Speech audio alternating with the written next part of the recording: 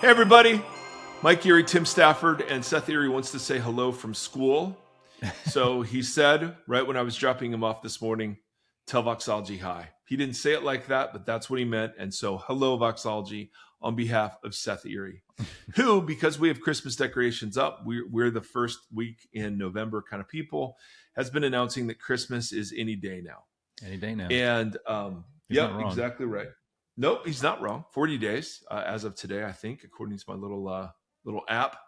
And the reason Seth Erie, Christmas matters is that his birthday is the next day.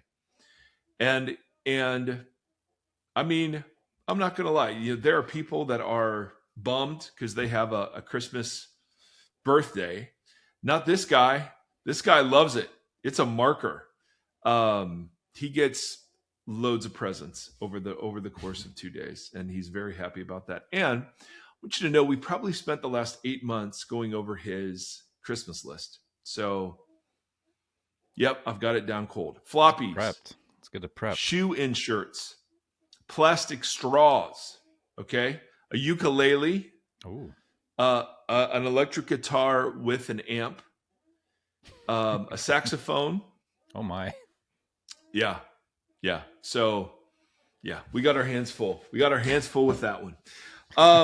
Tim Stafford, big news with Tim Stafford. I received from our mutual friend a video of a punk rock show in Northern California.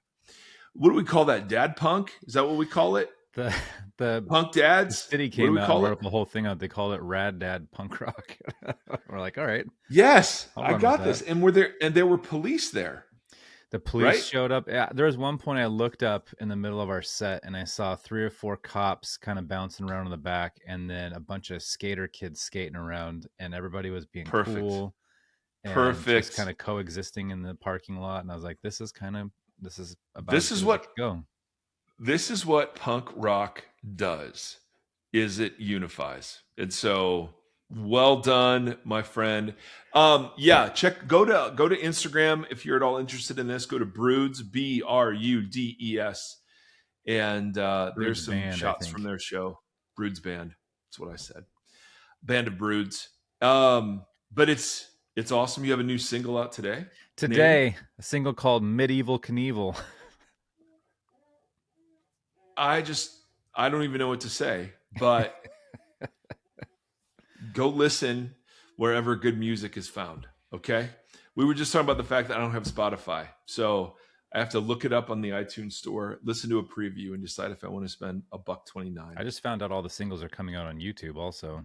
I didn't know that. Oh, so punk rock will save the world, as evidenced by the show that Tim played last week. So, Tim, I've got bad news. Moving on. We were wrong about something. And more specifically, I was wrong about something. Okay. And so we got this comment on our YouTube page. There are people who watch on YouTube and comment, which was news to me.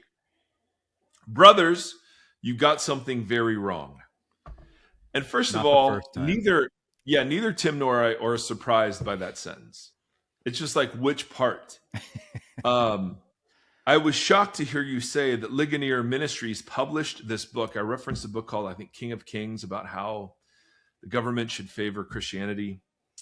I was shocked to hear you say that Ligonier Ministries published this book, because that is the farthest thing from anything R.C. Sproul. Yeah, I thought it was Sproul, but he said it was Sproul, would have supported. So I looked it up. It turns out it's published by Founders Ministry, which is headed by a couple of self-proclaimed Christian nationalists. So please make a correction on that, because it's not something Ligonier Ministries would support. Thanks for the great work you're doing. I appreciate you guys. And we appreciate the correction. Mm-hmm. We stand rebuked. And it was not, I said Ligonier because the guy had Ligonier in his bio, but and it was right next to the book. And so I thought that was the publisher. My mistake. And probably the first one we've made in a couple of years. So I feel really good. There was another comment that we got. First of all, he added a Y to the spelling of my name, Errey, which I've never seen that. I kind of like it. You get a lot of different. Even when it makes the show notes, it'll say like Mike Geary, or like it make Mike like Geary, I've seen them all. Yeah, Airy, for a like last name, Airy. 4 letters in it. It gets lots of interpretations. Evidently, it was something that was Austrian that got shortened at customs. Oh, that happened often. And then I don't know if it was because my grandparents lived near Lake Erie that I got pronounced that way. I have no idea. That happens at customs, kind of like when a young Carillion pirate walks up and doesn't have a last name, and they're just like, "You're by yourself, like, Han Solo." Solo, which may have been the dumbest explanation ever. Oh, in the theater ground. That's from the movie Han Solo, by the way, if you don't recognize that reference. And they're just awful. All right. So this individual has raised a great point. And I just want to correct, the name is spelled Erre. That doesn't matter, by the way. But I just thought it was a funny. I'd never seen it spelled with a Y, and I like it. So it's like I could abbreviate it M Erie, and that would be Mary under this spelling, which I think is pretty cool. Wow, so, how about that? Again, I just think our Christmas card just got designed. There it is. All right. Like most Christians, Mike Erie is ignoring Genesis 3. Now, we were talking about what is God's will. This was the episode, This is God's Will, arguing that no, God's will is Genesis 1, Genesis 2, Revelation 21, and Revelation 22.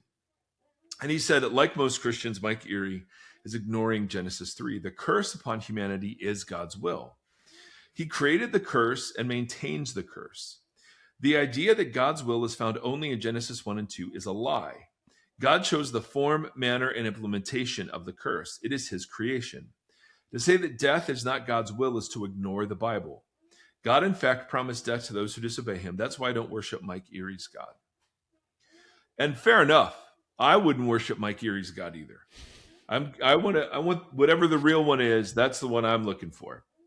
So let's talk about this, because I think it raises. And then we got an email from one of our listeners saying, "Hey, I'd love your thoughts on what this guy said on YouTube." So thoughts. First of all, I think there is a distinction that's being missed here between something that I would refer to as God's ideal will for humanity versus his will once suboptimal conditions are in play. So for instance, let's say my son and his girlfriend, my will for them is to have a tight rein on their sexuality until they get married. And there you go. And not risk pregnancy or any of the other things. That's my ideal will, let's say. And then let's say I find out that they are having sex. So in that scenario, my will would be, well, take precautions. Now, that's not my ideal will, but it is indeed my will, now that suboptimum conditions have obtained, that you would use protection. Then let's say they don't use protection and she gets pregnant.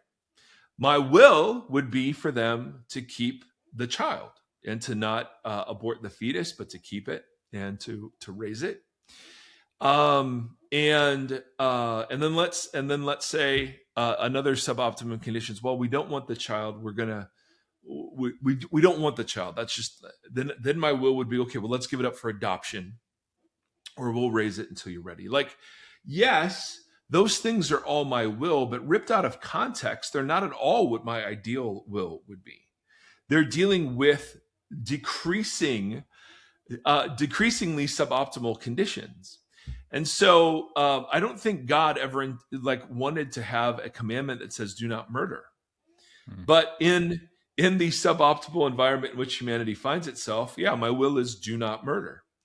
And so I think that's a fundamental mistake that God in Genesis 9 and 11 9 commits himself to humanity living in suboptimal conditions. And so on the one hand, God's will is like, yeah, if you're going to marry another wife, make sure you don't forget the first one. That's one of the commandments of the Torah. But clearly, God's ideal will was the Genesis 1 and 2 ideal of one man, one woman in covenant relationship.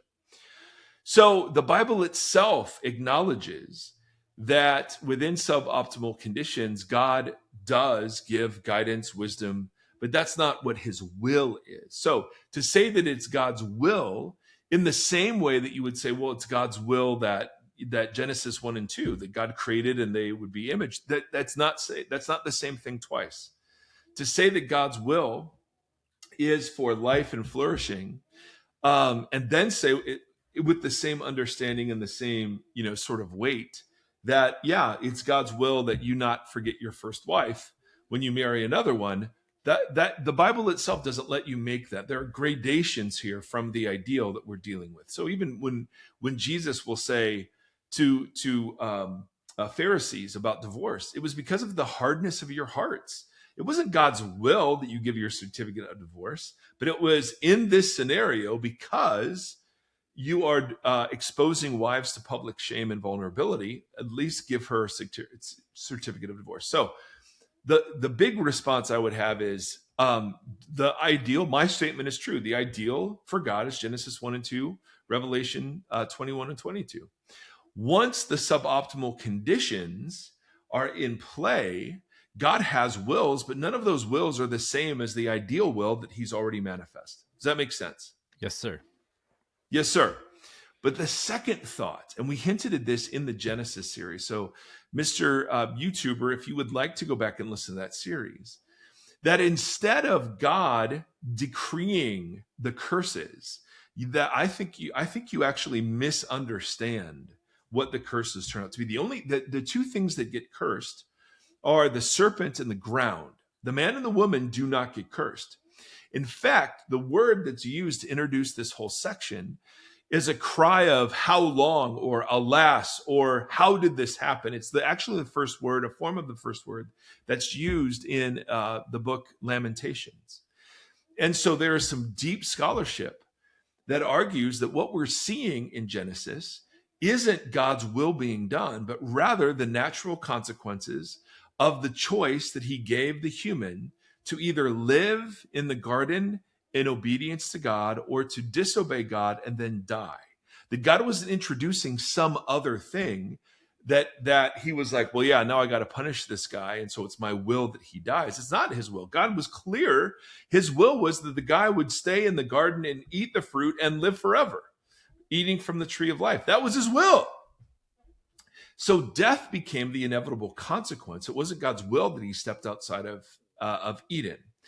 And not only that, when you look at the phrase, let's see, I will increase. And God says this, I will increase your pains in childbirth, and I will increase. When you look at that Hebrew construction, often that what follows that construction are the inevitable consequences of whatever decision was just made. In other words, I will increase usually means I'm not introducing something new here. I'm allowing what was ever going to happen as a result of your bad choice. I'm allowing that to happen. It's exactly what Paul writes in Romans, where he says 3 times God gave them over, God gave them over, God gave them over.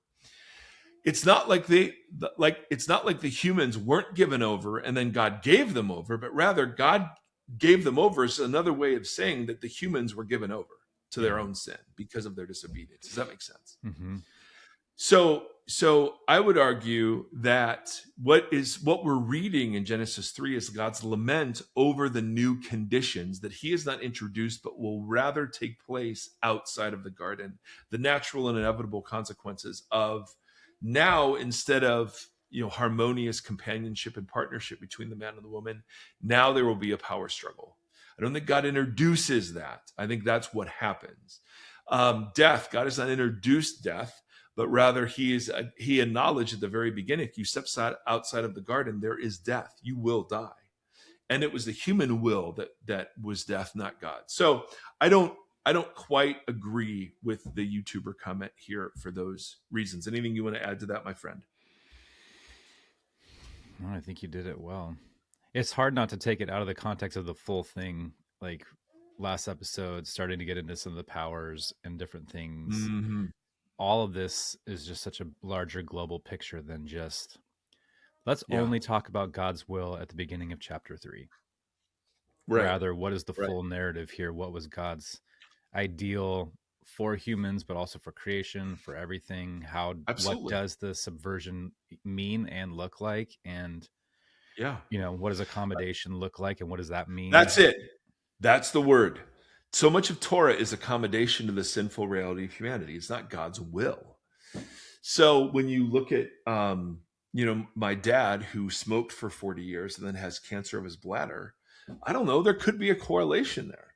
But what you can't say, and then the whole reason we're getting into all of this is we're trying to undercut the moral logic that says this event happened, therefore God either favors you or is punishing you. They're just, even though that logic exists with Israel corporately and a couple of individuals, in the Old Testament, that logic is no longer enforced today. So we'll get to the Lord's Prayer. I have one other thing this week in Christian nationalism. Hey, evidently you did a theme song. Yeah. It was too, when I was listening back, it was just the way you're like, nope, doesn't deserve it. It felt too ripe to not put one in there.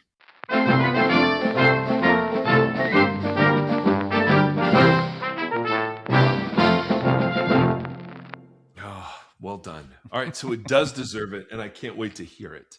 It's a little jingle. I like an old-timey news jingle.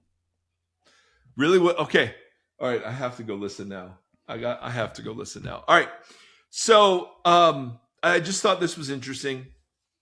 As we're recording this, the Epstein emails are being dove through, and then we have two very self-proclaimed Christians who are just denying that this is anything. And two of many, and I cannot believe it. So I'll just put that there. But we have a couple of other pastors who are on the women shouldn't vote train. Oh, that train's getting big. That train is getting bigger. And so there I saw one clip, and then I found it in more of its fullness that showed if only men voted, here's what the electoral map would look like, and it's mostly red. Mm-hmm. And if only women voted, the electoral map looked mostly blue. And so the two gentlemen were perplexed as to why this would happen. And so the one showed the maps and then asked the other, hey, what's your kind of explanation for this? And he said women are smarter. Well, I mean, yeah.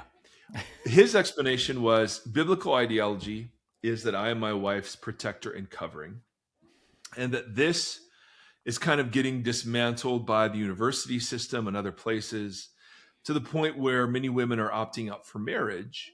And instead of looking to their husbands for provision and protection, they're marrying the state, in that they're looking to the state to provide provision and protection.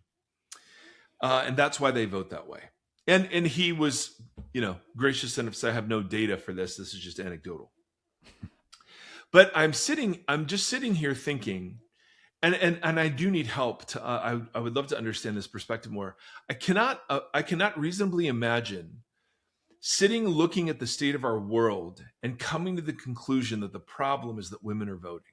Mm-hmm. I literally, it is, and this is what bugs me. It's the reintroduction and the reinforcement of Genesis 3 over and over and over and over again. It's the blame that the man gives to God regarding the woman. It's the woman that you gave me. It's her fault. Mm-hmm. And then it's the power struggle that is a result of the fall. That is not not at all God's ideal. And so, I just want to name that and say, man, that really seems false theologically. It seems false politically. I think there are loads of reasons why women are choosing to not marry, and one of them is the poor ass job the church has done on the whole thing. So let's just sort of acknowledge that. And the idea that men are the covering of their wives. I need to know what that means. I don't I don't know what that means. Is that a form of saying they're the head of their wives? They are the authority over their wives? I think I want to pick apart the verse in Corinthians because I see this reference where it says that the woman was made for the man, Mm-hmm. which comes in the middle of this Trinitarian statement that Paul's making that gets so twisted out of context. But I just want to note again the reinforcement of the traditional hierarchies that is the fundamental like exercise of Christian nationalism. It's like, yep, the problem is the hierarchies are getting out of whack. Women have too much power. Minorities have too much power, and it's up for the Christian white men to kind of step up and put the country back in moral order. And yeah, and we would say, I think the work of Jesus might be a little bigger than that. Yeah. And the gospel may be a little bigger than that. And I think it would be worth asking the deeper question regarding why is it, instead of having men opine, it would be interesting to ask, why is it that women are voting that direction? And it might come down to just the sin of empathy, which gets blamed a lot in these scenarios, which it just blows my mind. You're looking around at the world and you're saying, man, there's too many women voting and there's too much empathy. That's a problem.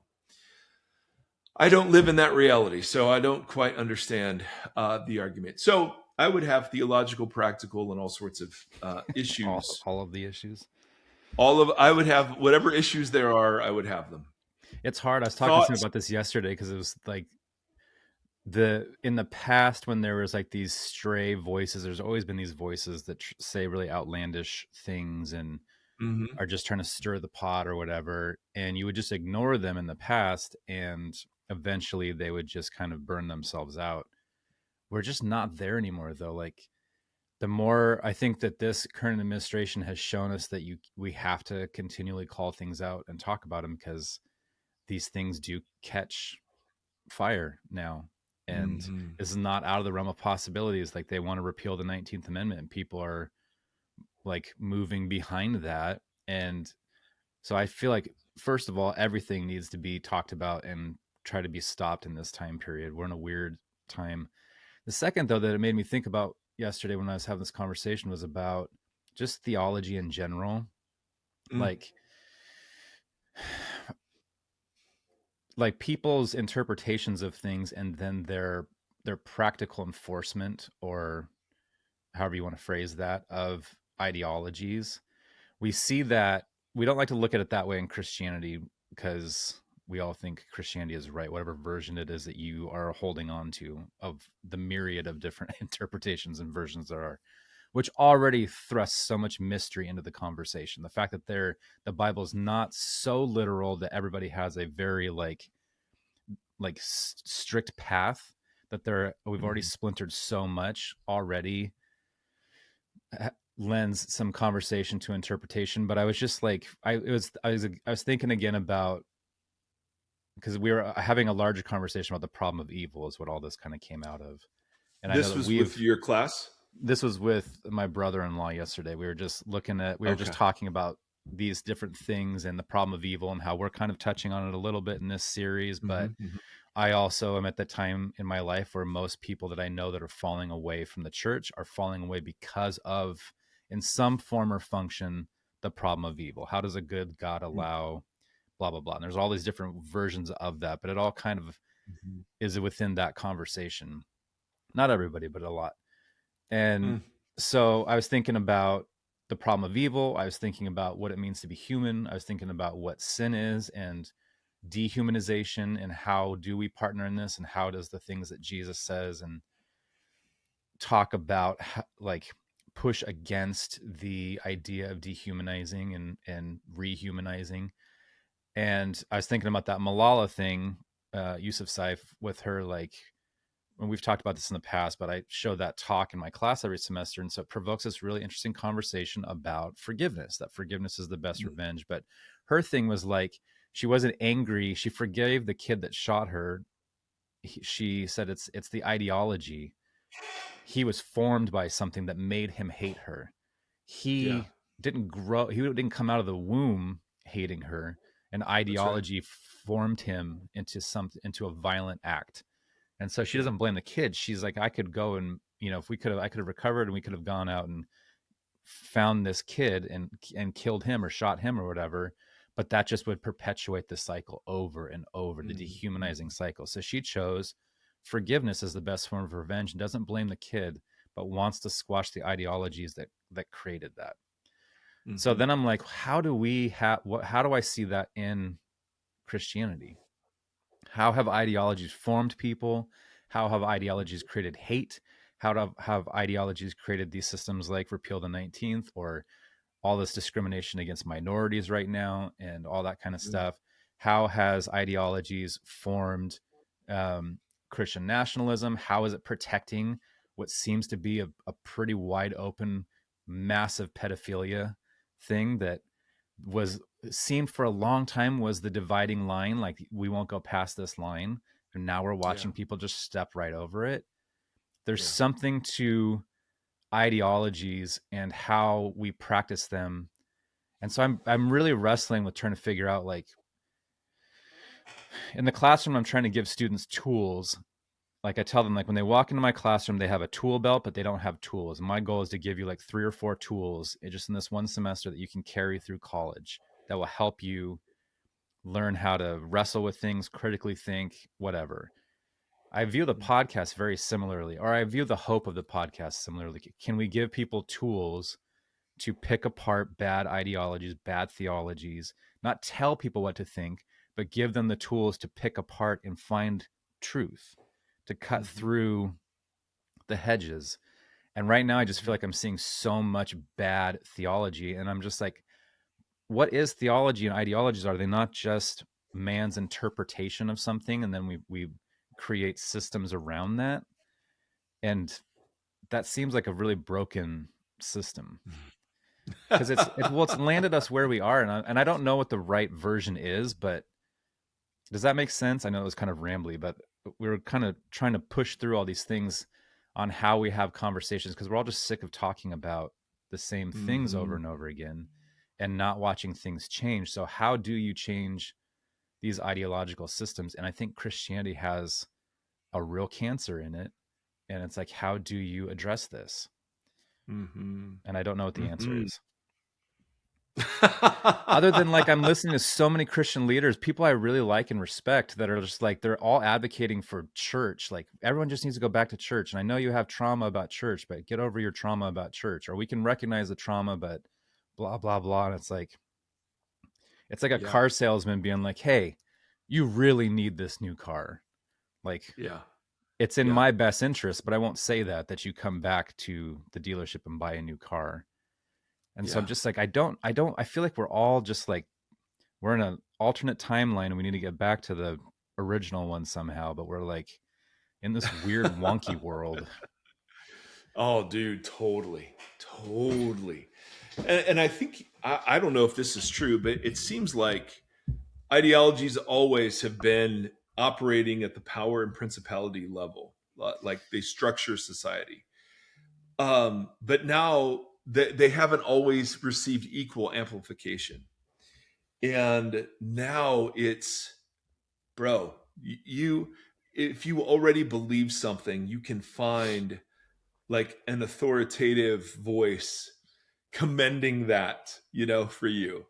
I think so. So let's riff on ideology for just a little bit, um, because we did some of this for our pastors cohort that we've Mm. been running. We've been studying ideologies and what they are, and so the word idea it's the image of like a notion or a pattern, and logia is the study of something. So it's the study of notions or patterns. And so the thing that is so attractive about an ideology is that it's a simple, often reductive story that has widespread explanatory power. So you can fit a ton of things in it, and like by that definition, there can be good ones and there can be bad ones, right? I mean, there's nothing about just ideology by itself that tells you whether or not it's a good or bad one. But ideologies are usually structured as stories that and the appeal of them is they explain things. Mm-hmm. They're movement oriented. They're all encompassing, and they have an internal logic. So, like another way to understand them for me has been like an integrated system of ideas that that that provides the key to understanding history and future. So they're usually simple. They're integrated and comprehensive. They are movement. They can capture movements and various data points over history, and then you use them to unlock history and then predict the future. And does that sound right? I mean, it's like Yeah. an entire it's an entire manner of thinking. So you look at a chaotic world and you're sitting and thinking, okay, so how do we explain this? How do we explain, the world wars in the early 19th century? How do we explain the growth of different empires? How do we explain? So Marx will give you an explanation of that, or Milton Friedman will give you an explanation of that, or whatever. And the thing that's so attractive about them, if this is how you understand them, is that they provide sources of order and meaning that a lot of our old institutions don't provide anymore.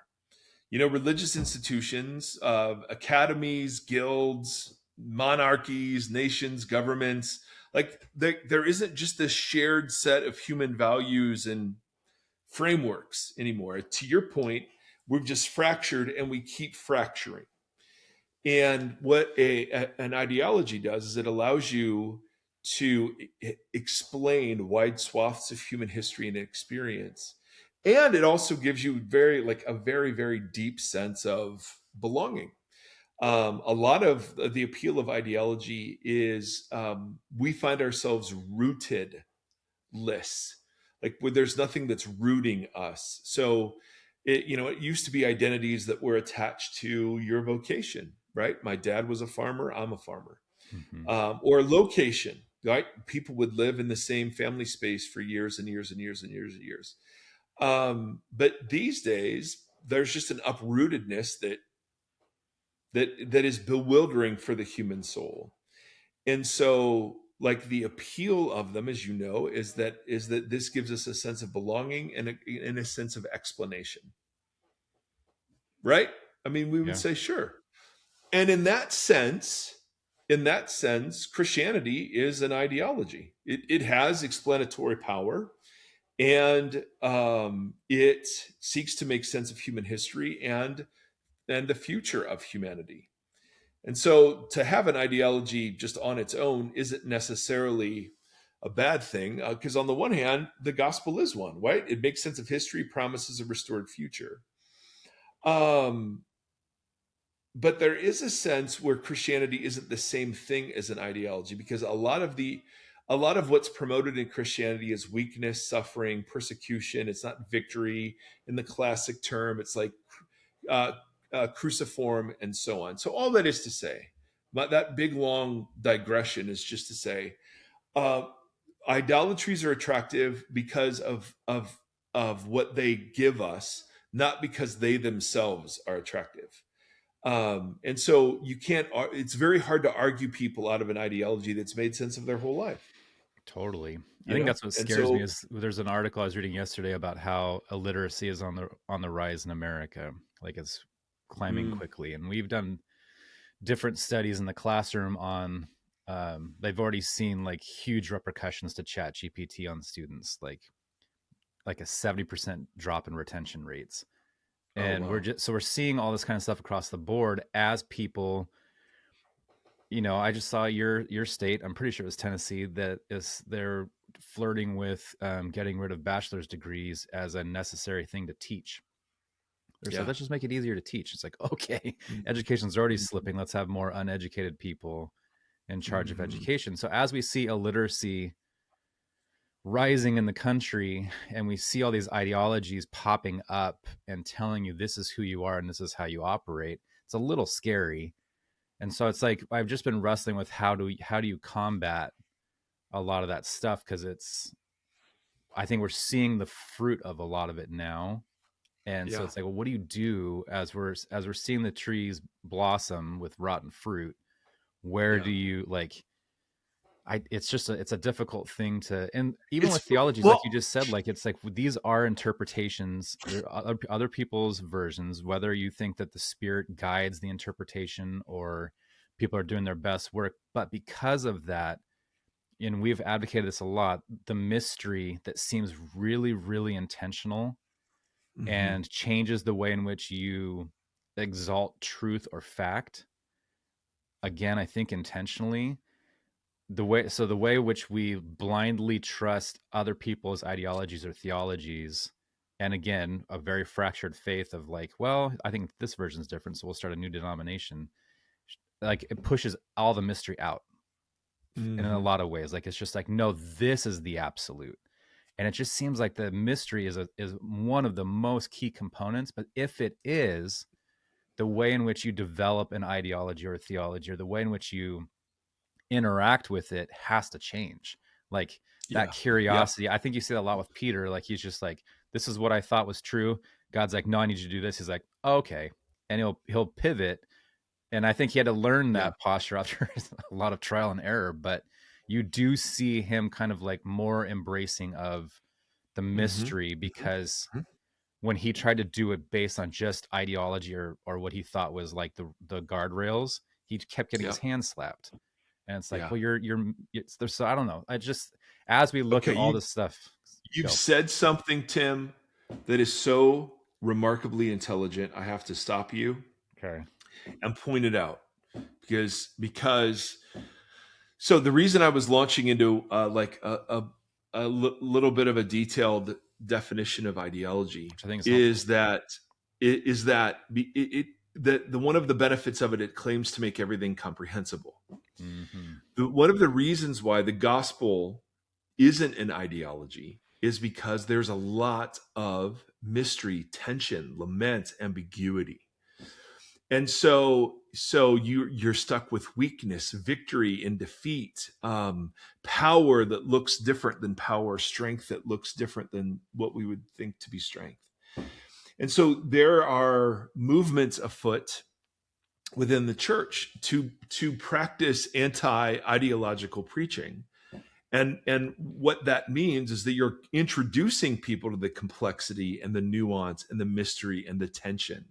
So that, and this is what we're doing with prayer. This is exactly what we're Right. doing. There's an ideology about prayer that is very simply God, and they're a couple. One is that God's in control of everything, Hmm. and He's going to do what He's going to do. And so we're nibbling away at that by introducing biblical complexity. Well, what do you do with Daniel 10 when you've got this like 3 week period where one angel is battling against some other spiritual being? Or what do you do with all the verses that talk about people are able to resist God's will? I mean, what do you do with those? So we're introducing complexity and mystery so that the moral calculus that forms the ideology of prayer, well, God loves me. He answered my prayer. So that's great. He didn't answer your prayer. So it must be his will that bad thing happened. We're trying to reintroduce the complexity, the nuance, and the mystery into all of that so that we have to actually trust instead of figure out. And Yeah. that's it, right? I mean, that's the thing, is that you're trusting a person, an agent, another moral being that doesn't operate according to pre-labeled algorithms.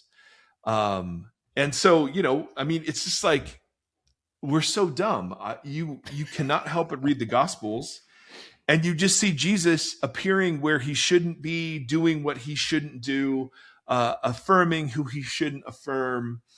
Um, like there was nothing about him that was predicted, and we just think that somehow we've got him figured out in our straitjackets. And so part of what we're doing, this is what you do with your classroom, and this is what we do here, is we're just reminding people of complexity. Now, that Hmm. doesn't mean we can't know some things and know them well and get clarity on some things. I think there's loads of clarity in the text in terms of like who Jesus is and what he's up to and those sorts of things. And I know even there are disagreements. That's fine. But what I want to suggest instead is the way that we keep the gospel from being an ideology is allowing all the texts to speak, to have a seat at the table. And instead of trying to always synthesize them, which is what I want to do, we let them sit and hold them in tension. And so with prayer, one of the things that you have to hold in tension is that God answers it. Another thing that you have to hold in tension is that there are other wills being done on earth, and that whatever happens isn't always God's will for whatever. And so you're sitting there holding these things in tension, and it's so tempting for me to try to figure out a way through that to make sense of that. But it's just not. The only sense I can make of it is praying the Lord's Prayer, which we'll get to someday. There's just so much in here with this stuff. Like I have found myself leaning, and we've mentioned this a few times, but it comes up for me almost every day on the whole he is risen indeed thing, because there is mystery in that too. Like when they wake up and things are awry, and you just have that feeling of dread that maybe God left us or God has whatever, and they're just like, no, I'm going to remind you of the hope that we're rooted in, and then we're going to face all this mystery and confusion and whatever. And so I keep looking for the little things that I can hold as like the rope through the fog, if that makes sense. And then and be reassured in the hope, but not in all of this like rigid fact. I like there are things in there that have been given to us to navigate with, and I'm trying to figure those things out so that when all these inconsistencies come up, or discrepancies, or even like, discrepancies from one gospel to the next, what is that a big deal, or is that just because it's two different people reacting to something, right? And then there is a truth in there, but it's not necessarily the like front loaded thing, it's the thing in the back seat. So I just like, as we do the prayer, I think prayer is a great vehicle for it to kind of pick apart and figure out what are the things that you hold on to, and what are the things that are mystery and whatever. But everybody, there's so many voices right now that are telling you what the truth is and how to posture in it, and how like you have to stay exactly on this whatever. But there's like a gazillion of them. So it's like, how would we be navigating the fog if the fog is kind of intentional? Like if we do have a part to play in this, and God did not give us everything specific, but gave us some real big things about what does it mean to exalt and lift up one another and all that kind of stuff. So it's, I got real angry last night listening to another podcast, and I got riled up on these things. So I held it all night. Yeah, you did. I like it. And so, I mean, we're two of the talking heads, so we have to admit that. I'm trying never to say anything as fact. Or like, well, not fact, but like a, I love like Reading Rainbow, right? We're the Reading Rainbow generation. Like he introduces the children's book and it looks great, and he thumbs through the pages, but he's like, don't take my word for it. And he has a kid. Like there's pieces of these puzzles that I would never claim to understand absolutely, but I'm trying to have that tool belt to do it faithfully. Yes.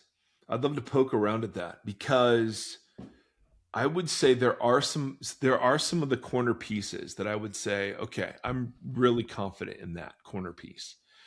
And that helps me then arbitrate between where mystery is and where. I think that's what I'm saying, or trying to say. Okay. Yeah. There is that rope through the fog. Fact is the word that's thrown, because I mean, I would say one of the things that's true of the universe is that there is a God. I would say that's a fact. Now, does that mean that's scientifically provable? Well, depends on some definitions of that. I mean, some would say sure, and some would say no, and whatever. But I would say that's a piece I build my life on, and that piece helps me discern other things. So again, is that a fact or not? Great question. I don't know. The thing that you're digging into that I really love And you're absolutely right on. And this is you, Tim. This is what you do. You love to take things that everyone thinks are clear and you like to muddy them up. That's what you do. That's what you do in class. That's what you do here, right? You just want to remind people that it's bigger than what we think it is. I need Does it to be that sound bigger. right? Yeah. Yeah. We talked about it in therapy this week. She was kind of like, I think you need to, whatever. Yeah, go on. This is great, dude. This is great. So I have to get through this. Please go. One section so we can actually start the Lord's Prayer at some point. So we've been trying to muddy the water about the moral calculus that says everything comes from God, or that God's all going to do what he's going to do, and it doesn't matter if you pray or not, or the universe is just a free-for-all and there is no guaranteed future out there, or it's all God's will, or whatever. Yep. And so we're just trying to re-raise complications, nuances, and biblical text to just go, okay, well, maybe it's more complicated than that. There are two that people employ to say, no, the universe really is comprehensible, and Jesus and Paul give us the ability to understand it. One of them is Romans 8:28. And I hear this quoted around suffering, all over the place. And we know that in all things, God works for the good of those who love him, who have been called according to his purpose. For those God foreknew, he also predestined to be conformed to the image of his Son, that he might be the firstborn among many brothers and sisters. And those he predestined, he also called. Those he called, he justified. And those he justified, he also glorified. And so a lot of the scenarios where there is suffering or an unanswered prayer, Romans 8:28 kind of gets thrown out as, but, God will work for good. And I just want to take note of some things that are obvious, but, in the name of muddying, notice that Paul doesn't say that everything is good. That's a really important statement. Even if something is used for good, that doesn't mean the thing itself is good. Mm-hmm. And that is a very, very important distinction when we talk about suffering, mystery, and prayer. God is at work to bring good out of evil, but he doesn't need the evil to bring about the good. And that's where we get confused. He's so good at bringing good from evil that we think he needed the evil to bring about the good. But that's not true. There is no shadow of turning with him. There is no darkness in him. He never needs evil to bring about good. In suboptimal conditions, he can use evil to bring good. And he does that, all the time. And we have many words for that, whether it's redemption or reconciliation or whatever. Jesus, is kind of like a chess player where he doesn't know all of the moves ahead of time, but can adjust to whatever moves you make. Now, let me be really clear.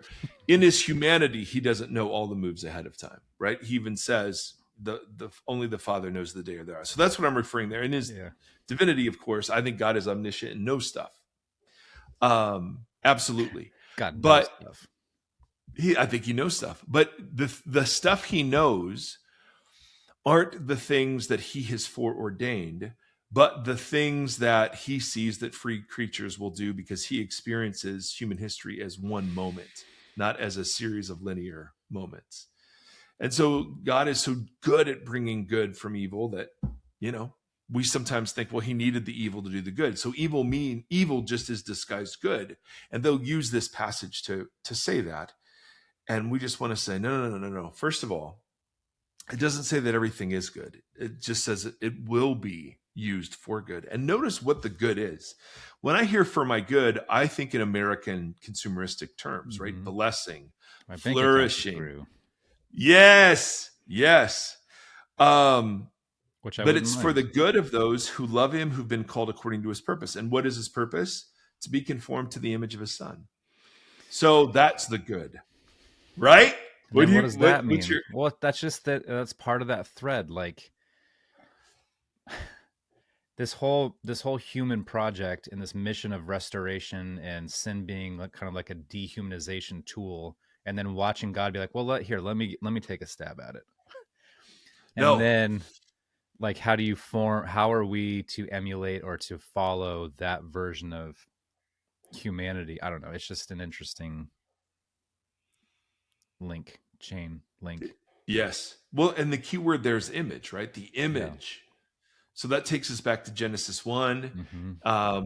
the gift of the image. Genesis 3 is the loss of the image. And then, Romans really explicates the recovery of the image in Christ. Yeah. So Jesus is the image of the invisible God, the only one that has ever existed. We Mm-hmm. then become imaged in Jesus and Mm-hmm. learn to reimage ourselves and others. And so, yes, that's the good. That is Paul's way of saying we're becoming fully human again. Mm-hmm. We're recovering our vocation as image bearers, which is so, so good. One of the things that I think Romans assumes, and in the greater context, even just than Romans 8, is that there is a spiritual war, and sin and death are actually labeled cosmic powers that have agency in the world, which is totally mind-blowing. But if you ever want to read about the apocalyptic Paul, that's one of the assumptions that he's making. He speaks of sin and death as powers that are at work in the world, and God's will is coming against those things. And so when we try to collapse prayer into, God just says yes or no, it's more complicated than that. And so what we've said before, and this whole thing is my theodicy. God is good. Evil is really evil, and God can bring good out of evil, and will do so. And that's it. But he doesn't need the evil to do the good. And that's it. Those are the 3 points of tension I think we're left with. And so any moral calculus beyond that, I think, is resisted by the facts of the Gospels. Because there are some verses that seem to say, well, doggone it, doesn't God, isn't he in charge of every lot that's cast in the lap from the book of Job? And then other things where Jesus will say, yeah, do you think these sinners that had a tower on them were more sinful than the rest of you? As if there were no logic to it at all. And so we just sit and we say, the logic is that God will bring good from this. It still sucks and it's still awful. And just because good will come from it doesn't mean it itself is good.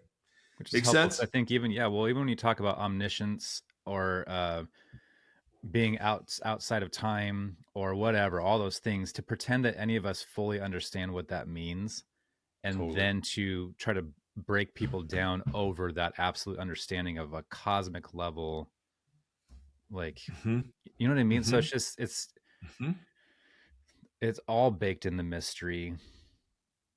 So to have a faith that's rooted in, like, I keep thinking about this idea of like faith rooted in hope. Like, if you define hope the way that is being defined in this series and what that means, and if your faith is rooted in that, it makes me think of people like Rachel Held Evans, or people that are like, this is the one I'm willing to be wrong about. Like, I'm going to root myself in this.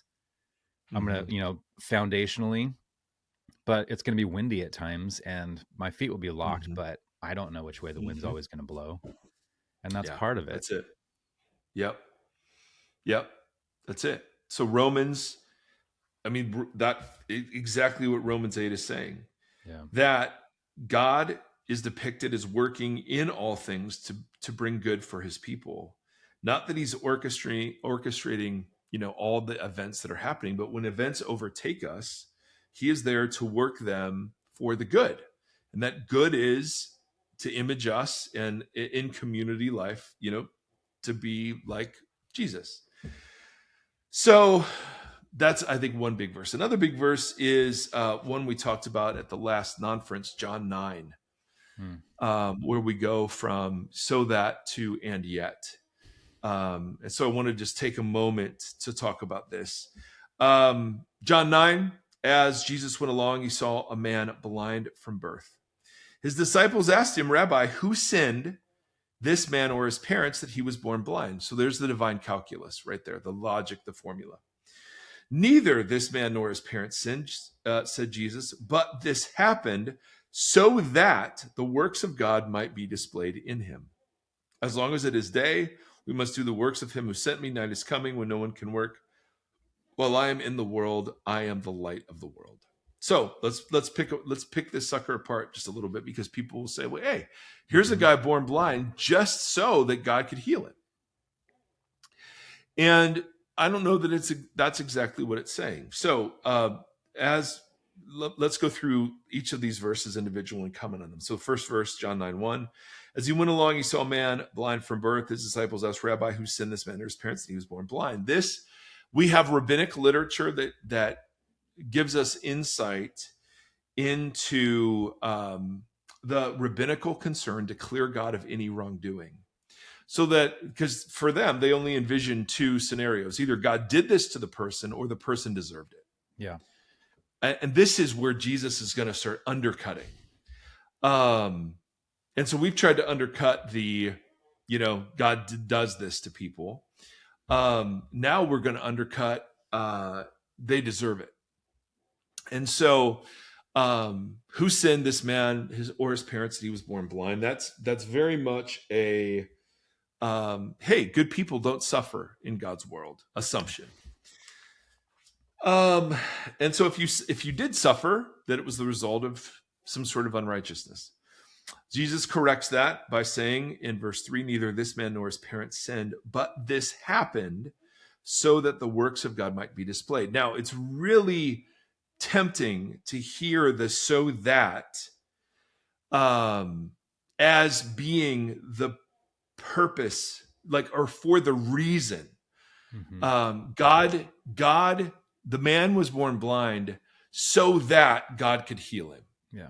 For the reason that God could heal him. Right? So this man suffered in English, so that God could be glorified through it.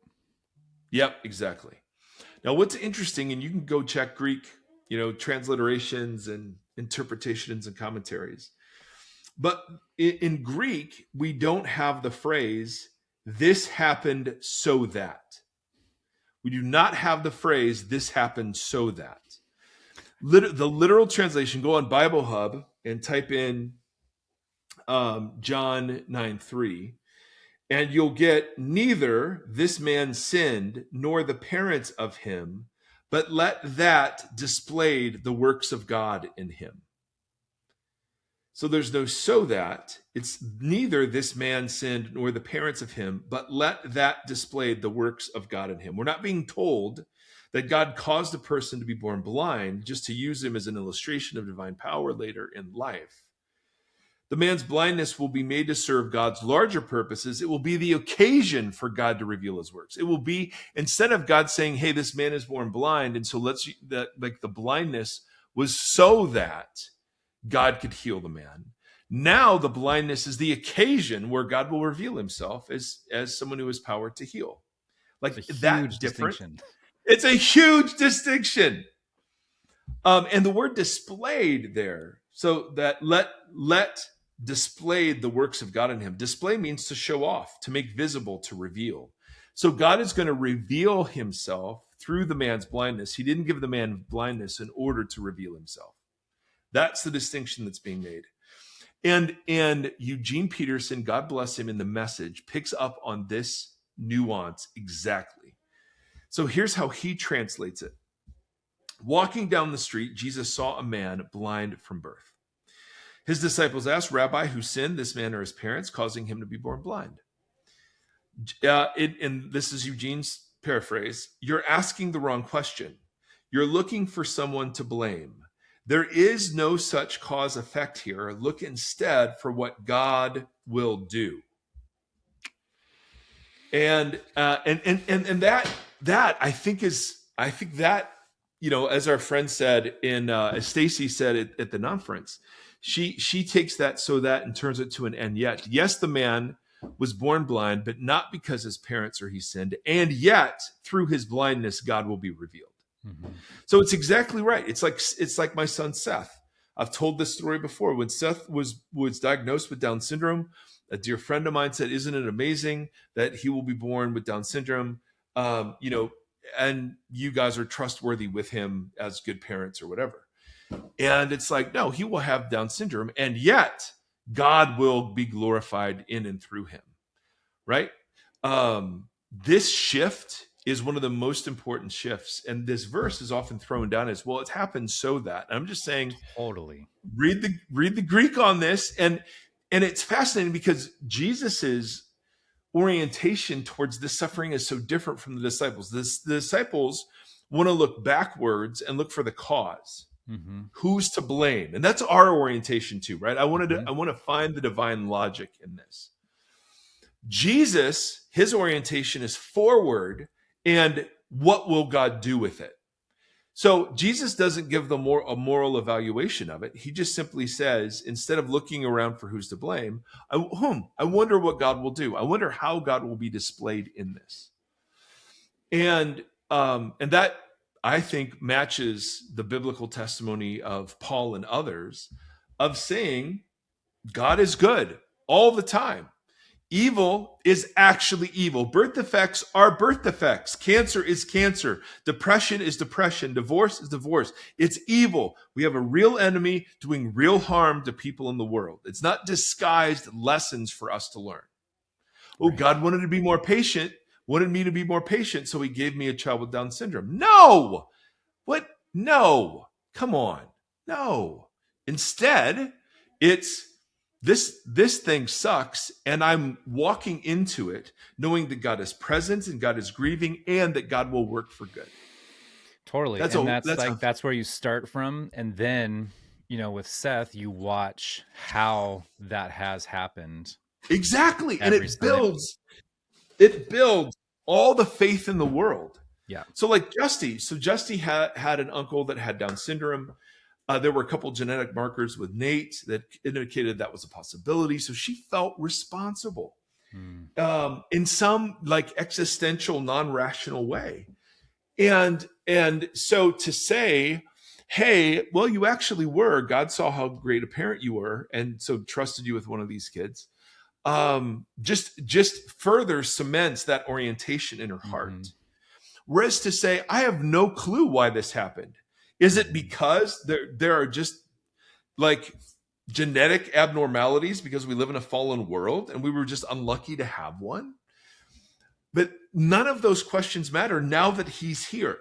The only thing that matters now is how God will surprise us. Mm-hmm. Which he does. He brings joy. Seth brings joy everywhere he goes. Yes, but even my own wrestlings with depression and anxiety, I mean, I hate them and would never wish some of the anxiousness and depression that I've experienced on anybody. Yeah. And I cannot at the same time deny that good has come. Mm-hmm. And so I give God the credit, not because of, but because God is so great. Yeah. He's so good. He's such a genius. He's like the master computer where no matter what move that humans make, he can flip that into something that's good and true and beautiful. Well, I think it also shows that he just didn't give up on this project. Like he continues to work no matter what. Like the God's faith in whatever this is, or however you want to word that, seems to be pretty palpable. And there seems to be something important about this human project. And I feel like that everything in the text jives with that all the way through. So it's like, how do you recognize that and lean into that when you're wrestling through some of these questions? Like that God continues to work, like you started all of this with the suboptimal or whatever, but that is not God not working. That is God saying, I will continue to work despite the fact, or however you want to phrase that, but That's it. That's exactly right. And that the word for that is grace and mercy, right? I mean, he's committed to us even in our suboptimal conditions. And so I can point to just asinine decisions I've made out of anxiety, depression, or whatever. Totally. That I could trace good from. And the temptation is to think, oh, well, then God caused the bad thing. No, that was me. That was me that did that. And so to me, it just makes God that much more beautiful. Yeah. Because he's big enough to swallow up all the bad choices and all of the sin and the harm. And sometimes the good to come is just in the future. Like, I don't know how. Well, but like take rape. I don't know that there's a good that you can point to that says, man, I'm glad this happened. I'm not saying that at all. I'm saying, though, that God opens up a world of possibility so that rape no longer has the last word over your identity, or rape victim or whatever. And that good might be not good until we get to new creation. But it's not, what we're not saying is, hey, this really bad thing happened and just wait, God will turn it into good. That's not what we're saying. He doesn't turn bad into good. He brings good out of bad, but the bad is still bad. That's the point. So if good comes from being sexual assaulted, it's not because the sexual assault was good. That is worth anger and mourning and lamenting and the whole thing. Does that make sense? That's a really, really important thing to say. So we get to Genesis 3, back to our original great question from our YouTube person. We get to Genesis 3, and yes, God has wills within suboptimal conditions, but they don't reflect what his ideal will was. And so I don't think we can then attribute to God, well, yeah, God wanted death from the very beginning. He didn't. God wanted sin from the very beginning. He didn't. It was the humans. I mean, the text is so clear. It was the human wills and the serpent will that became imaged into the world. And so out of that, in order to rescue, it's what happens when our kids get addicted or our spouse doesn't cooperate. It's like, well, my will changes based upon how other people are, or what's happening in the lives of other people. And so I just think that God is accommodating to us. And so when we read the Bible as God's perfect will for human life, I mean, that is a colossal mistake. That is a colossal, and Jesus didn't read the Bible that way. Not at all. So all that is to say, there's a load that's wrapped up into this. I think when we get, so for me, the way through the mystery of prayer is the Lord's Prayer. Now, I ask all the time for things, and I pray against things, and I ask for protection for things without the foggiest idea of how all of that works. Right. But I never sit and think, "Ooh, did this prayer work or not?" Mm-hmm. No, because I have no way to tell if it did. No, not at all. I just believe that God doesn't, his normal mode of operation is honoring the image bearing. So like Paul, he zaps Paul. Ananias and Sapphira, he zaps Ananias and Sapphira. But I think those are in there because those are exceptional, not because that's the norm. And so I think his normal mode of operation is to allow us the privilege and pain of image bearing. And so he'll influence, he'll woo us, he'll reveal himself in surprising ways, but he won't override our freedom. And so the reason evil exists is because God created image bearers. That's, at the end of the day, I think that's the biblical answer. And those image bearers were both spiritual beings in some small ways. They were to image God too, and physical beings. And so to put upon God the evil that has resulted from human and spiritual being choice, I think that's something the enemy does. I don't think that's something Christians do. Yeah, I think, yes, we've built such a simple construct that it's one coin with two sides, and you're just kind of like, whichever side you get when you flip it is the version of God that's gonna do whatever. But I think that evil is evil, period. Yep. But there is evil that is at work, period. That it's not God pushing it through or whatever, but that this is a separate piece. I think is a very important place to sexual assault, always evil. Always evil. Always evil. Full stop. Always. Yeah. Violence, political violence, always evil. Yeah. Right? Torture, always evil. Dehumanizing, always evil. God never needs to do that for good, ever. It's just he's so, and this is where you see his care, his fidelity to his covenant people, and you see his mercy and compassion is the way that suffering people will look back at their suffering and see the fingerprints of God's work to somehow allow whatever that evil that was done to us to not have the last word over us. And man, I don't have a vocabulary big enough to capture what what he's like in those moments, but I've seen it.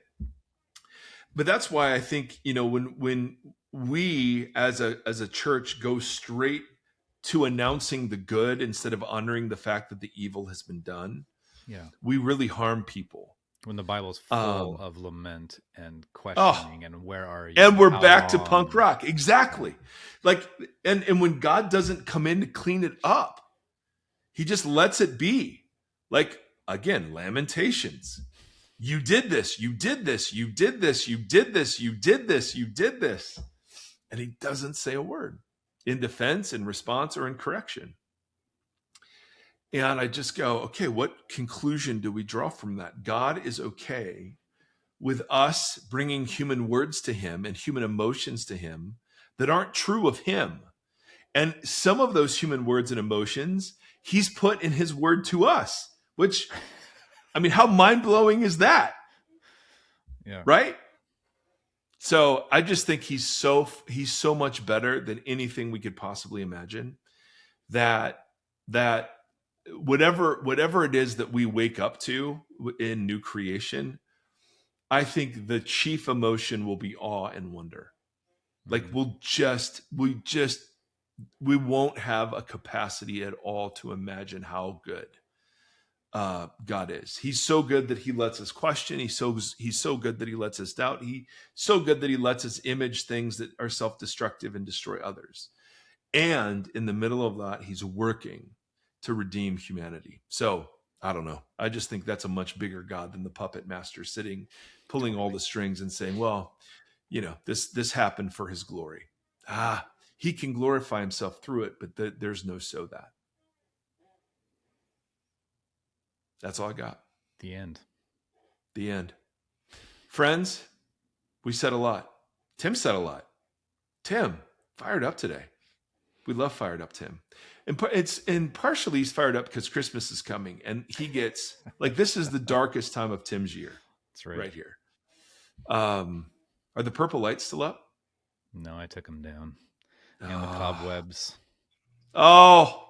And the bats. My friend, I'm so sorry. I'm so sorry. Kevin went too fast. It always, every year it does. I mean, and I always wonder, like, how, there's no guarantee we get more. So we got to enjoy them while we got them. That's right. All right. On that really fun-filled note, we're out of here. Thanks for chiming in and being supportive, and you guys are awesome. Thanks for listening, most of all. See you.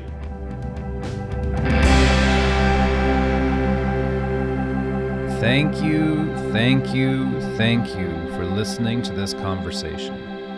The VOXOLOGY podcast is a 501c3 nonprofit organization that is made possible by listeners just like you. If you'd like to partner with us, you can do so at patreon.com/VOXOLOGY podcast or on Tithely, tithe.ly, and just search VOXOLOGY podcast. Links for both are in the show notes and on our website. You can interact with the hosts on Facebook /VOXOLOGY podcast or on Instagram at VOXOLOGY podcast and on Twitter or X, whatever it is, at Mike Erie. Thank you for walking this long road with us.